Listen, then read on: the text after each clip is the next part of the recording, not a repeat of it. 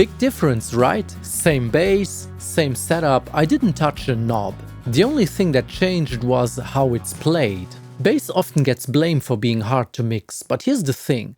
Most problems start way earlier with the playing and the recording. So in this video, I'm going to walk you through the 5 big areas where bass usually goes wrong. Timing and groove, string control and tuning, tone from your hands, consistency, and playing choices. And here's the important part. I'm not just pointing out mistakes. For each and every one, I'm going to show you either a better way or a fix in the DAW if re-recording is not an option. So whether you're the one playing or you're recording someone else, after this video you'll know exactly what to listen for.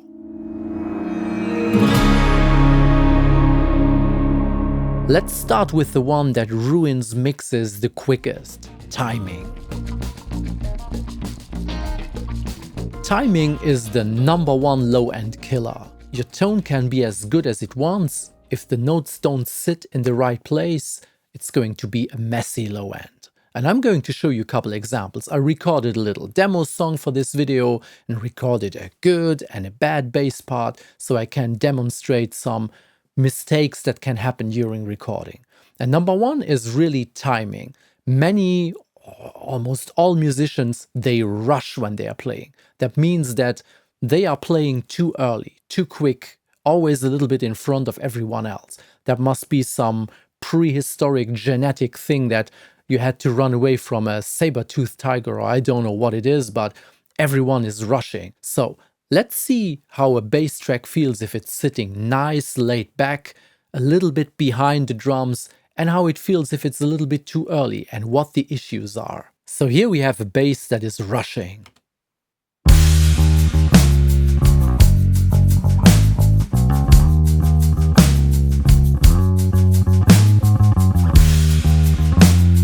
First of all, it feels a little bit hectic. That's one thing. That's a feeling thing that you may like or may not like. But what is the main thing is that the bass energy is eating up the impact of the bass drum.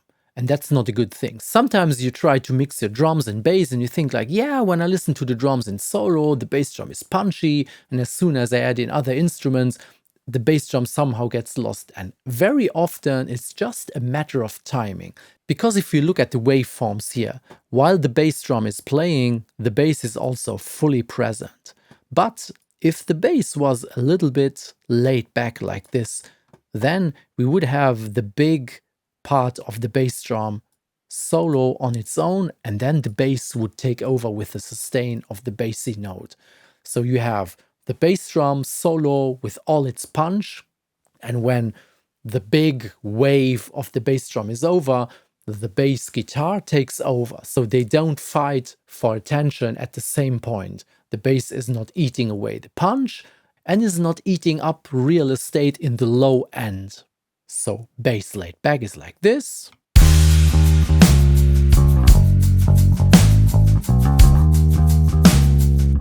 And bass too early is like this.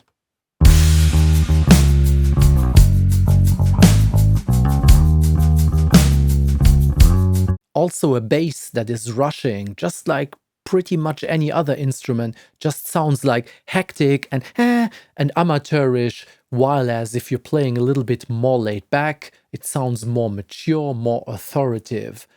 That is not true for every music style. If you have like a punk rock band and you need some urgency, some things can rush a little bit more than others, but most of the time the bass that is playing laid back just sounds better and more mature. Another thing regarding timing is that timing is not only where notes start, but it's also where notes end. And that is so important and is often overlooked. As a quick little example, let's take a very easy little bass riff, and I'm going to play it with the notes starting always at the same point, but ending differently. And you will see that every way of playing just feels completely different.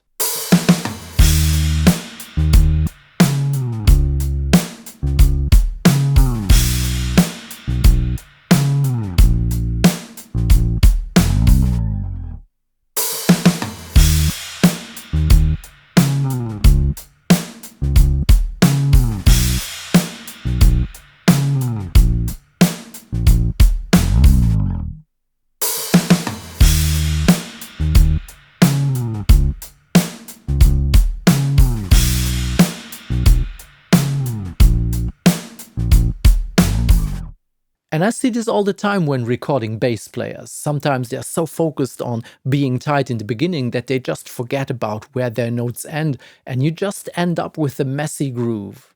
Another little thing is that sometimes you need to play big intervals, let's say from the 12th to the 5th string for whatever reason. And you have two ways of playing it. Either you try to rush from one to the other, giving a feeling of a rushed playing, or you put in an intentional slide, for example, like this.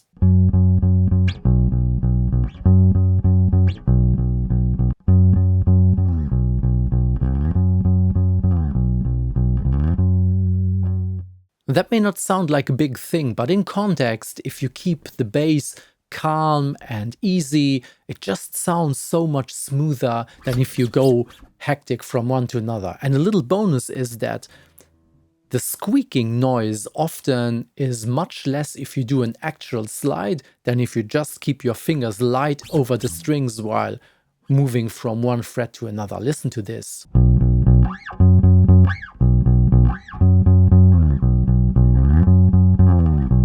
Yeah, you can edit squeaks out, but sometimes maybe by just playing a proper slide, you don't have a squeak at all and there's no need to edit anything. So timing defines whether your bass is supporting the groove or killing it. But even with perfect timing, your bass still can sound messy if you don't control your strings. Let's have a look at this now. Alright, let's say your timing is perfect now, but your bass still can ruin everything if your strings are ringing all over the place or if your tuning is not correct. Let's have a look at this. Let's listen to a classic example of a bass where the notes are ringing where they're not supposed to.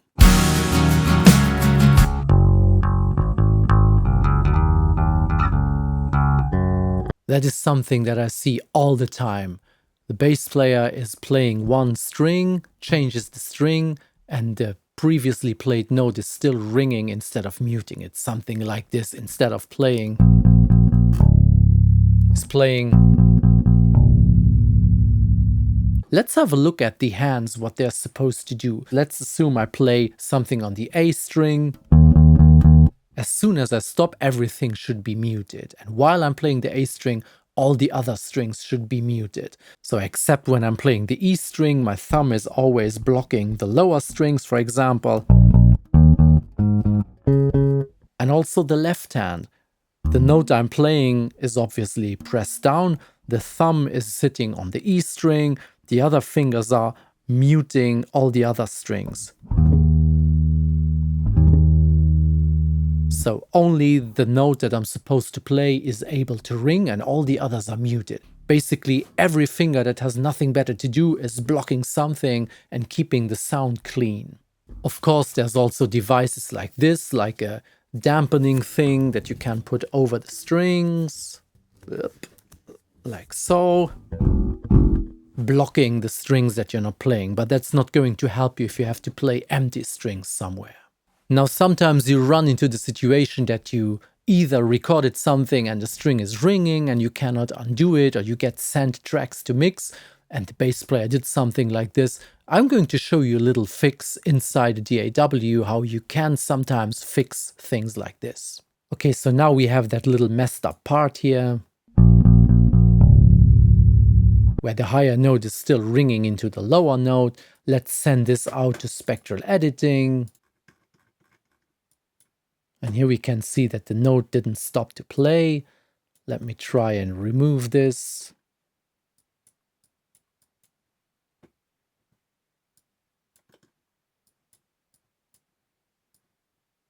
Let's see what that sounds like. It's not completely perfect, but it's better. And you can also see in the waveform how it cleaned up. This is after. This was before, messed up two notes playing one into the other.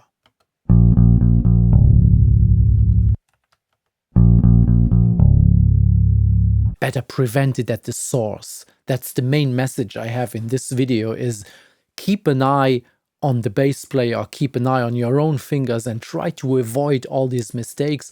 You can fix many of them in the program later, but why not try and avoid them in the first place?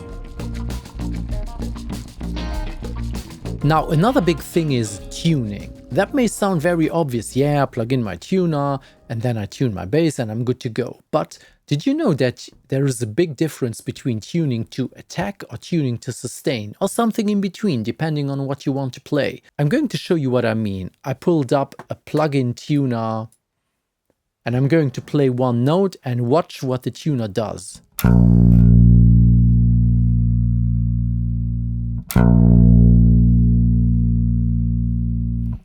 So I play pretty hard now just to exaggerate the effect. I also down-tuned the string a little bit to exaggerate further, but you can see that the attack is sharp and then the tuning drops down. So it's making like bam, bam. What does that mean in practice? Well, if you're playing something quick, watch where the tuner is now. It's much too high. But if I play a long sustained note, we can see that at some point the sustain is being in tune, although the attack was sharp. What do we pull out of this? Well, tune to whatever you want to play. If you're playing quick 8 notes, then tune to the attack. Maybe you have to be a little bit lower in tuning so that your attacks are in tune. If you play something slow with long decays, then you may have to go a little bit higher in pitch than with the quick parts so that your sustain is in tune. For example, the last note of a song, that it doesn't sound off tune on the last note. And also string thickness matters a lot. If you want to go very low with your tuning, you need really thick strings. This is a regular 4-string bass, but I put on the thickest string that I could find because I like deep tunings and I often find myself having to play something in a very low register. So I pulled up very thick strings and they keep the tuning much better than thinner strings. Another little tuning tip is, if your string is a little bit sharp and you need to go down in tuning, don't just turn down until the tuning is right. Instead, go down a little bit further and come back from the bottom up. If you just go down, you risk of the string slipping through later because you're just removing a little bit of tension from the string, and sometimes the little bit of friction on the bridge here just keeps the tuning up a little bit and over time it just slips down. But if you go down first and then come back up from the bottom, you ensure that you always have proper tension on the string and it's not prone to slipping down again over time. Another thing that I see very often in the studio when musicians are tuning their instruments, they just tune the empty strings and call it quits. But most instruments, not all, but many, they are not true across the fretboard. So if your empty string is right in tune, does not necessarily mean that it's tuned, let's say, on the 9th fret or so.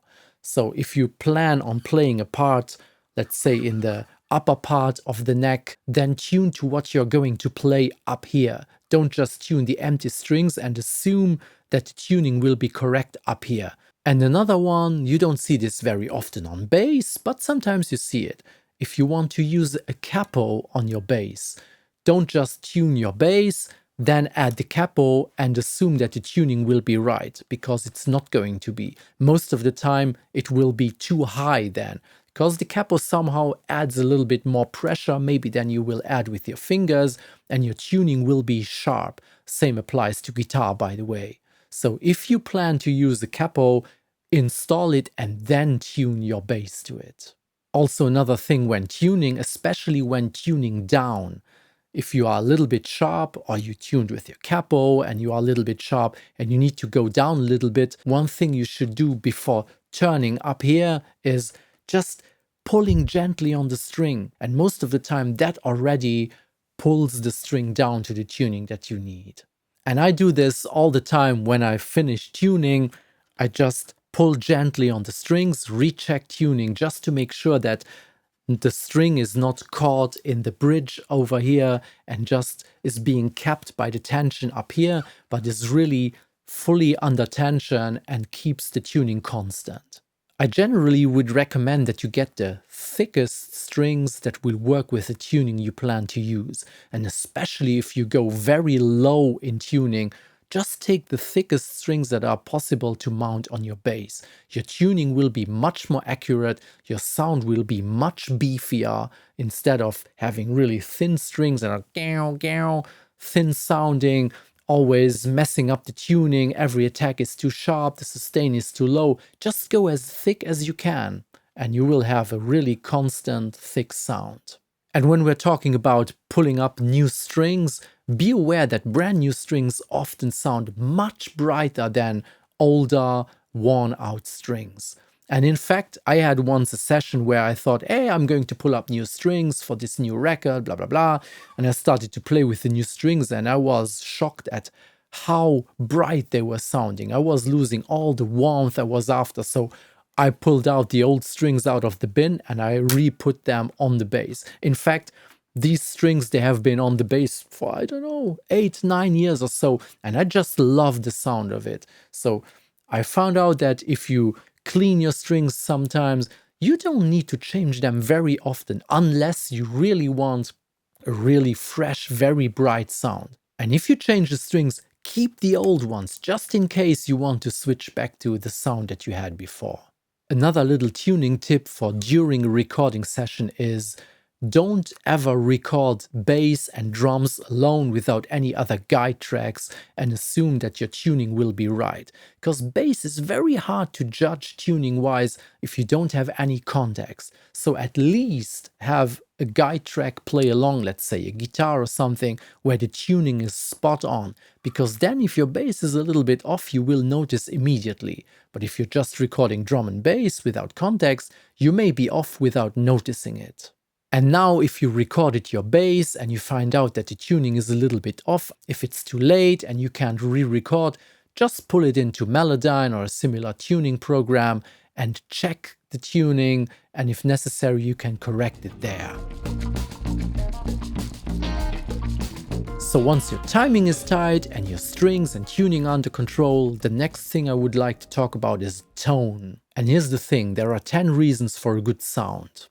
It's your fingers. They matter more than anything else, more than the guitar itself, the preamp you're going to plug into, and I'm going to show you a couple examples. Let's start with the right hand and what it can do for our tone on the bass. Some viewers may think, yeah, I know all this stuff, but I have recorded hundreds of bassists and I have seen all these mistakes all over and over and over again. So I'm going through all of them and we will see if there is something that you haven't thought about yet. Right hand. The position where you play matters a lot. Let's just listen to this.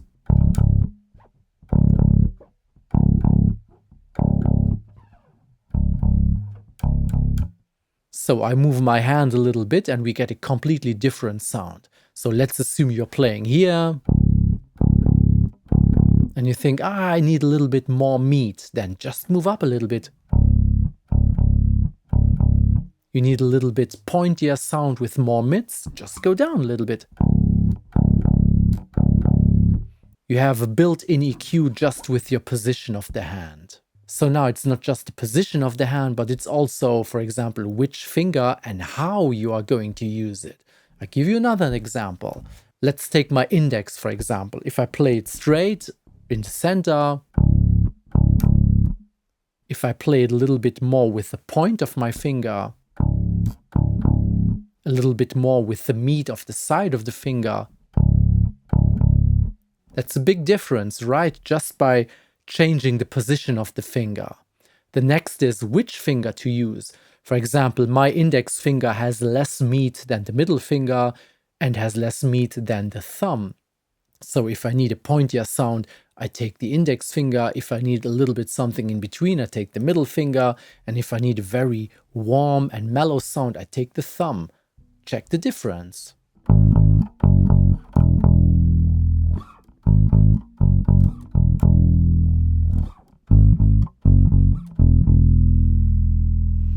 These are completely different sounds, and sometimes you have a mellow part where you really want soft and mellow notes, like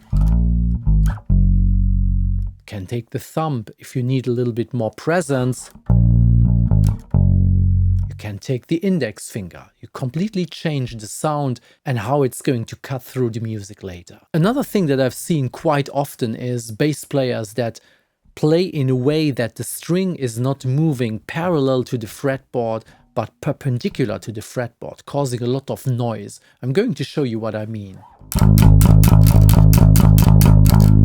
By playing like this, I let the string move up and down from the fretboard away to the fretboard, back and forth, causing a lot of noise. Instead, you could play in a way that the string is working parallel to the fretboard, like this, instead of, and it's getting much cleaner. Another big tone shaper is decide where you want to play on the fretboard and on which string you want to play. So for example, let's take this. You can play it here, you can play it here, you can play it here, and they all sound different. So instead of playing, I could play, you get a thicker sound on a thicker string. Just play up a little bit. It sounds very obvious, but I've seen this all the time also. It's like we have the feeling like the bass is sounding so thin, but the bass player is always playing, let's say, in the first hand position here, instead of just moving one string down, a little bit up the neck and getting a thicker sound. Another thing is empty strings. I know playing empty strings is very convenient, but most of the time playing the same note on a fret just sounds better because fuller. Listen to this. Empty string versus fuller sound if I play it on the 5th fret of the next bigger string. Many bassists prefer to play with a pick instead of with fingers, and some of the things we've discussed here also apply to picks. Let's just see the difference between, for example, a thin pick and a thick pick. This would be the thin, the thicker. You also get different kinds of sounds. Usually thinner picks, they sound a little bit less full and they have a little bit more high end, and thicker picks, they tend to have a little bit fuller sound and a little bit less stringy high end.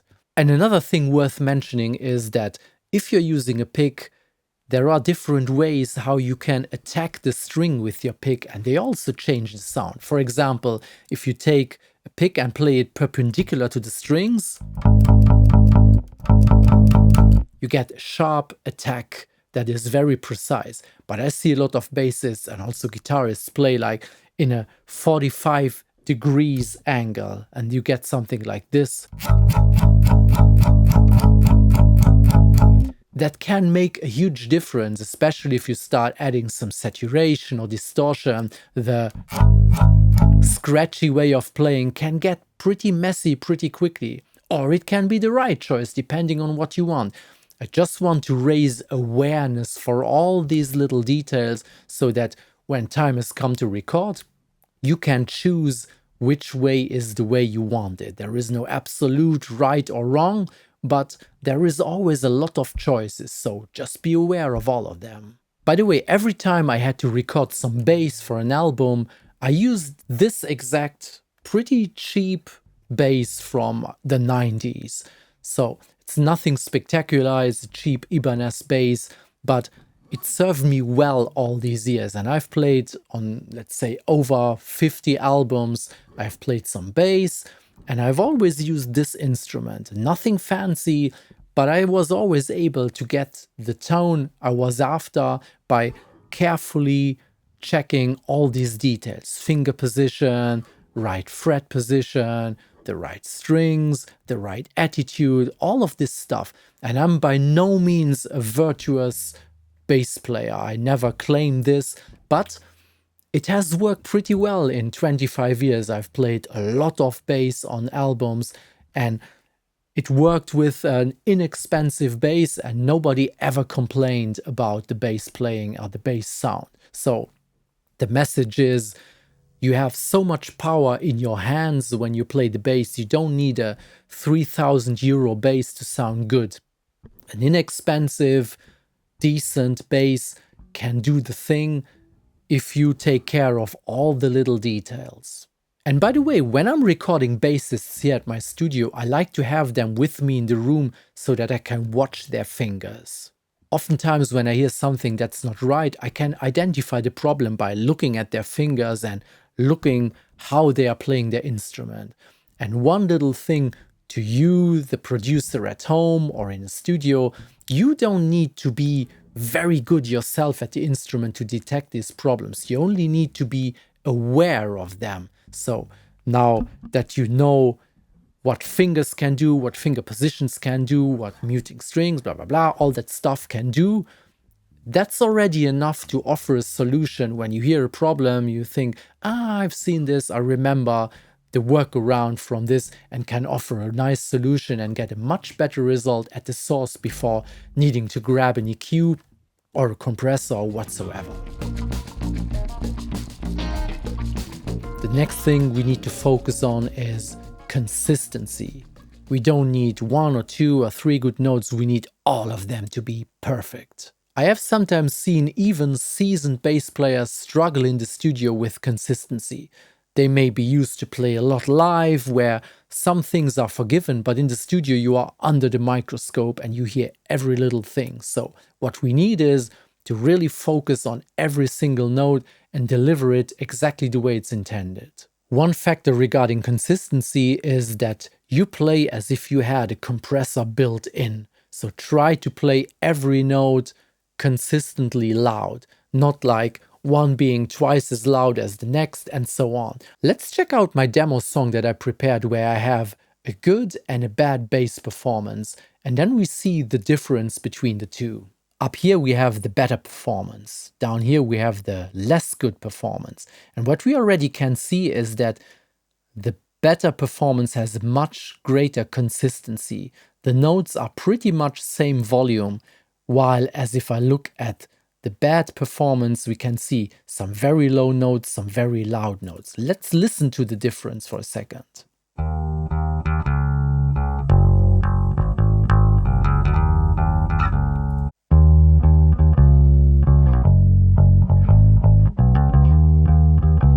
And this is the exact same setup. The only difference is the play. It's the same bass, the same preamp, same everything.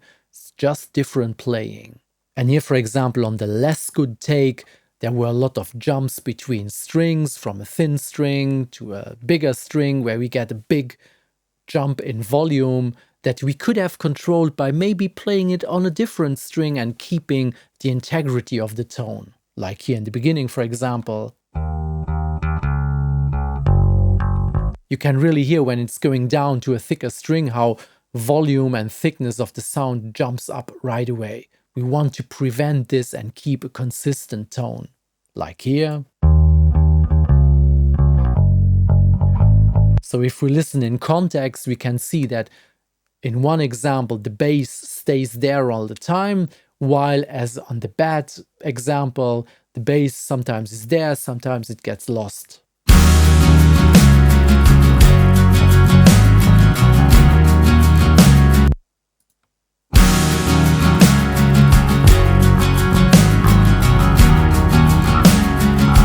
And as I said, both takes have the same amount of very little compression, the exact same treatment. So it's really a matter of the intention that you put into your play and the effort to really deliver a consistent performance.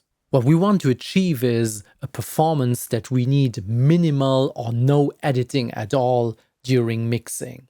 And one thing that I often encounter is bass players playing slapping stops, especially often right where the snare is sitting within a groove. And then I need to go in and edit all these slaps out because they somehow flam against the snare. I'm going to show you what I mean.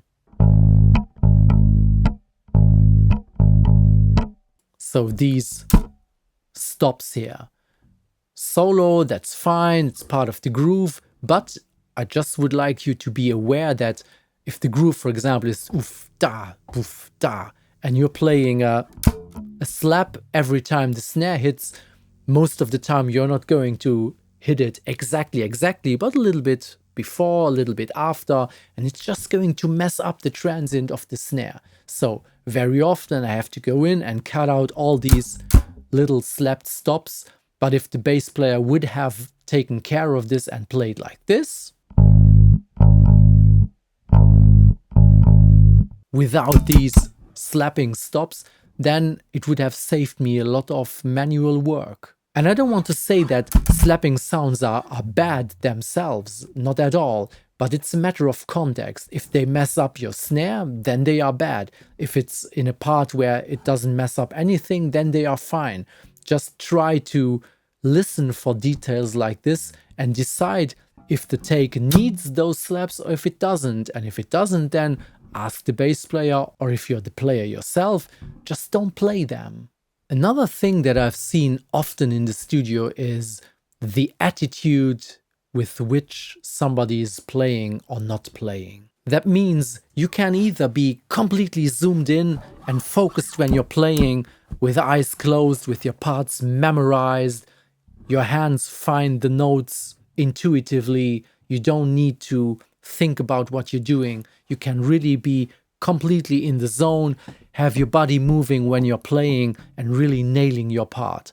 But I've also seen people with their sheet of music and they're standing completely stiff, playing their parts, not being grooving at all because half of their mind is on the sheet of paper, half of the other mind is that, oh, what am I supposed to play? So really try to memorize your parts, really be in the moment when you play, have the right attitude. Also, especially if you're struggling with timing, keep your body moving when you're playing. Sometimes when I'm playing bass, it's more like I'm really completely focused in. I'm stomping with my foot because that just keeps myself in the groove and my fingers simply follow the groove that my whole body is in. While as if I'm sitting there completely stiff or standing, it's very hard to keep the groove. And I've given this advice to many musicians. So really try to have the right attitude when playing, completely zoning in and nailing your part. All right, now consistency is under control. Let's have a look at what the bass is actually playing, and that's very important. And I say this because I often have that situation when guitarists pick up the bass in the studio to play, because they handle the bass as just another guitar sometimes. So they start playing harmonies that would probably work fine if it was in a higher register on the guitar, but just does not work on the bass. I'm going to show you an example of what I mean. Here we have our little demo song.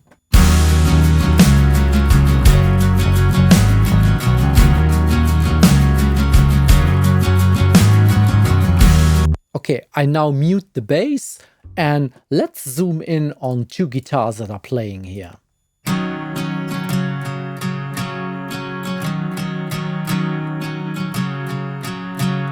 And what I hear many guitarists do then is they say, the guitar is playing.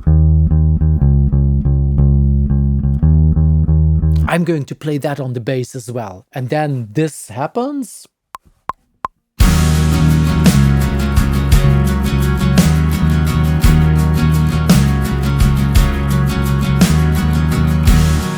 Instead of playing the actual harmony, which would be this.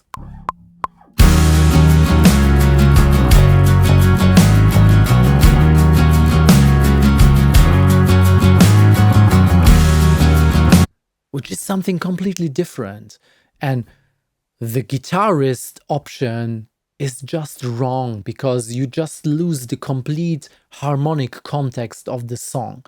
And sometimes I have that argument to say, yeah, but that's not what the bass is supposed to play. And they say, yeah, but it's what the guitar is playing, so it must be true. Unfortunately, sometimes it's not, which does not mean that not sometimes you can play harmonies on the bass, but somehow you need to resolve it and come back to the real harmony of the song. Otherwise, it's just confusing and you just don't get the actual harmony of the song. And by the way, I can feel some people say, yeah, but you want everything square and completely perfect, so it's getting boring and stuff. No, that's not what I mean. Bass can feel alive, and there can be slides, and there can be noises, there can be whatever you want. The only thing is, it has to feel right. It has to have the right intention, and whatever will be the final take has to be a choice that has an intention and not just accidents because you didn't take care enough of the choices along the way or the playing along the way. Do it intentionally, and then almost everything is allowed. Another little thing that many home recording people or performing musicians don't think about when they are recording is that you are not forced to make a one take of the whole song, not even a one take of a complete part. It's nice if you can do it, but if you feel that you have problems in one part, just do a drop-in, do one part separately, or just completely split up a part. Play the two notes that you're playing up here, then stop, do another take, and play the notes somewhere else if a transition is tricky or something. You're allowed to cheat. Nobody will ever know, nobody will ever hear it, and nobody really cares as long as the result is great. The same applies to editing. If you have a really great take, there were just 2 or 3 notes that were rushing or a little bit late or whatever, just go and edit them, move them around until they feel nice. There is no need always to make another take or make 10 million takes until you have the one perfect take. Sometimes you're just 2 mouse clicks away from the perfect take, and that's far easier mentally and also time-wise. Okay, that's it. These were the 5 big categories of mistakes that you can encounter while recording bass. Oh, and by the way, the drums that you heard in the little demo song I showed you today comes from the same session as my most popular drum recording and mixing tutorial. I'll link to that video in the description below, so you can check out how those drums were mixed. I hope there was something of use for you. Thank you for sticking with me so long until the end, and I hope to see you in another video. Bye bye, take care.